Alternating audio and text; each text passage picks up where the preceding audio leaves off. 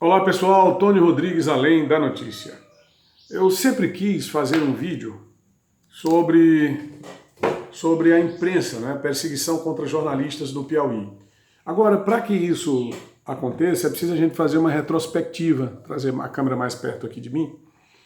E eu quis e fiz uma retrospectiva ao período ainda do Império com Davi Caldas, que foi um jornalista bravo, combatente, teve vários jornais de conta própria, foi professor do Liceu Piauiense, foi secretário de governo e foi uma pessoa muito perseguida, muito combatida durante o período imperial ao revelar suas posições republicanas. Tanto é que, ao morrer, ele foi enterrado fora da igreja. Além de, claro, ter sido perseguido, lhe negaram empregos, lhe negaram a condição de sobrevivência, ele teve que dar aulas particulares para poder sustentar a família e enfrentando muitas e grandes dificuldades depois de ter sido deputado provincial. Foi o mais votado deputado nos anos 60 do século XIX e, ao ser candidato à reeleição, não conseguiu garantir os votos necessários para se reconduzir ao legislativo, ficando em último lugar entre os deputados candidatos naquela campanha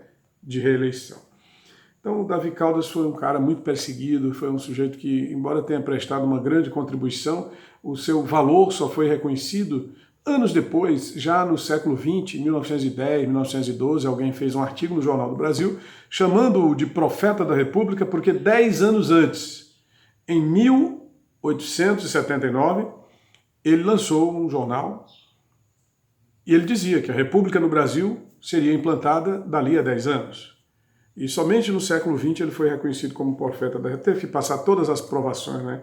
E morto, enterrado num local fora. Somente em 1936, o prefeito Lindolfo do Rego Monteiro estava fazendo calçamento na frente ali do cemitério de São José e encontrou debaixo de uma árvore lá o túmulo de Davi Caldas, e aí ele, através de uma lei aprovada pela Câmara, fez a remoção dos restos mortais para dentro do cemitério. Você vê como jornalista é um negócio sério, né?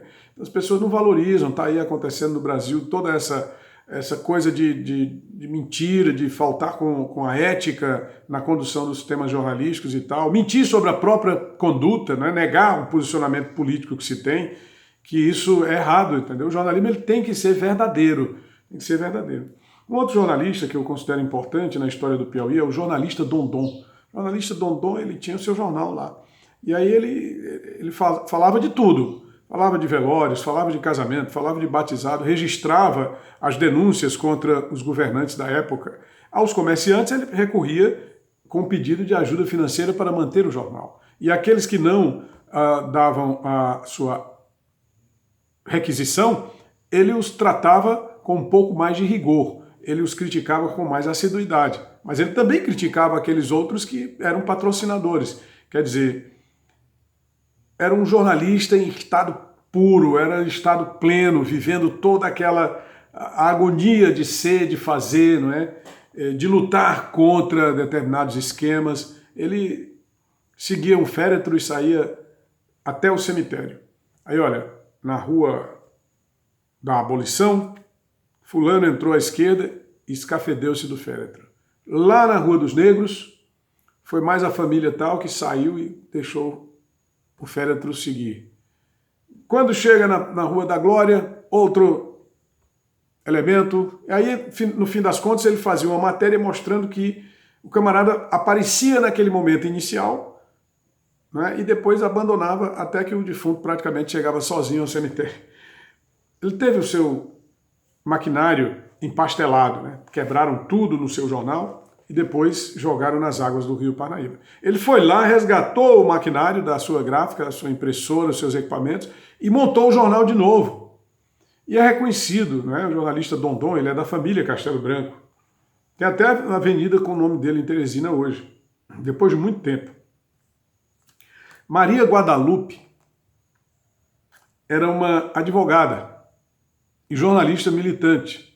Foi uma das primeiras mulheres a se formar em direito no Piauí. Mas é uma figura esquecida. Ela foi eleita vereadora de Teresina através do seu programa de rádio, na Rádio Difusora, nos anos 50, porque, como advogada, ela fornecia apoio, ajuda as pessoas que tinham sido vítimas dos incêndios dos anos 40 e que buscavam a indenização do Estado, uma vez que se reconhece no Tribunal de Segurança Nacional que a responsabilidade tinha sido da Polícia Militar e do seu comandante, o capitão Evilásio Gonçalves Villanova. Então, nada mais justo do que o Estado indenizar essas pessoas pelos incêndios em suas residências. E ela lutava ao lado dessas pessoas até que conseguiu se eleger vereadora.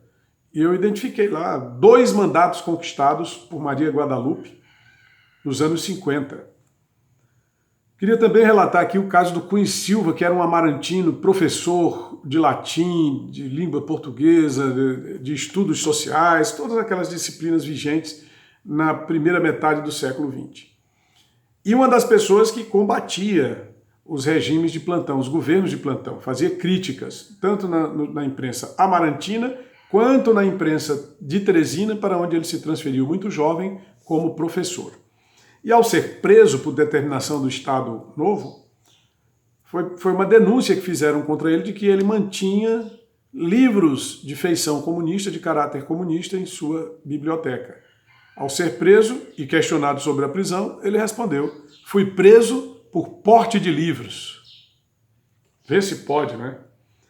O Antônio Lemos, que foi um jornalista dono do jornal Pirralho, à época do Estado Novo, também era um dos poucos que fazia contraponto ao governo da ditadura, que no caso aqui do Piauí era o Leônidas Melo.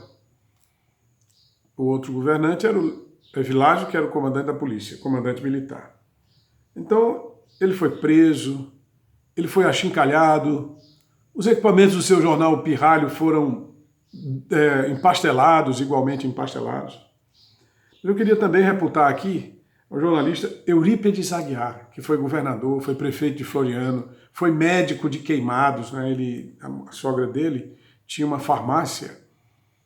E aquelas pessoas que sofreram com as perseguições do Estado Novo, que tiveram suas casas incendiadas, que sofreram com os incêndios, queimaduras na própria pele, no próprio corpo, ele que era especialista no tratamento de queimados, ajudou muita gente, né? E tornou-se uma liderança proeminente no estado do Piauí. Já tinha sido governador e continuou sendo a voz da oposição no Piauí, ajudou a eleger o governador Rocha Furtado, foi traído pelo governo porque deveria ser ele o candidato à sucessão de Rocha Furtado e terminou morrendo de desgosto, o Eurípedes Aguiar. E ao morrer, no seu féretro, alguém disse: morreu um jornalista que defendia o povo do Piauí. Um jornalista que defendia o povo do Piauí também era Deoclésio Dantas, meu grande amigo Deoclésio Dantas. Faleceu e levou com ele uma carga de saudade imensa, tanto minha quanto da minha família, Pedrina, Pedro, que somos pessoas que o amávamos por demais. E tenho certeza também que a recíproca era verdadeira. Deoclésio foi um cara que combateu o bom combate ao longo dos anos 60 e 70 e foi demitido da Rádio Pioneira de Teresina por perseguição do governador da ditadura na época, que era o Lucídio Portela, também já falecido, né?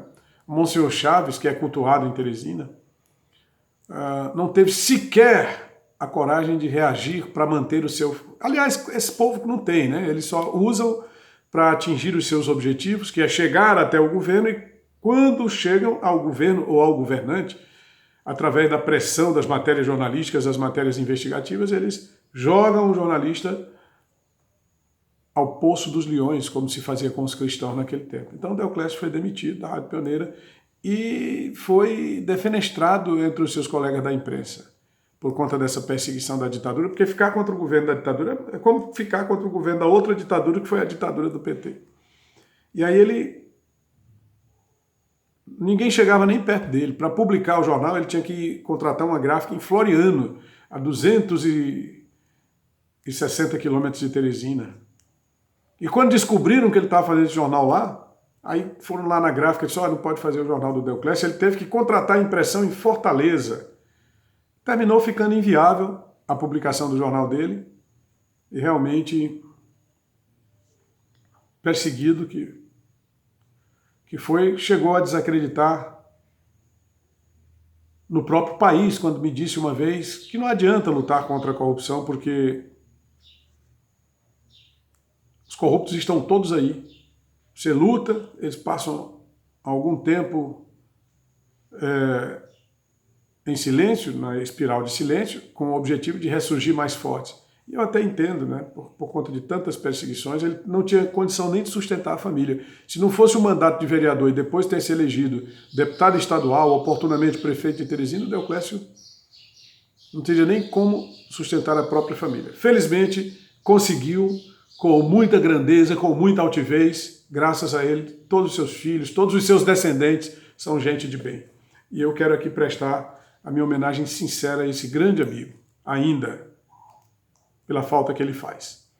Bom, depois a gente fala mais sobre a imprensa, tá? Tanto piauiense quanto brasileira. Mas esse vídeo era para fazer esse registro sobre os jornalistas que marcaram época no Piauí e que marcaram época também, na minha compreensão. Eu não citei aqui o Tomás Teixeira, porque eu quero fazer um vídeo só sobre o Tomás Teixeira, tá? Eu sei que muita gente fala mal do Tomás, isso, aquilo, outro e tal, mas o Tomás Teixeira foi e é um grande jornalista. Uma pessoa que tem uma visão profunda da realidade piauiense e brasileira. Deixa o seu gostei, se inscreve no canal, ative as notificações no sino e vamos para adiante. É Tony Rodrigues, Além da Notícia.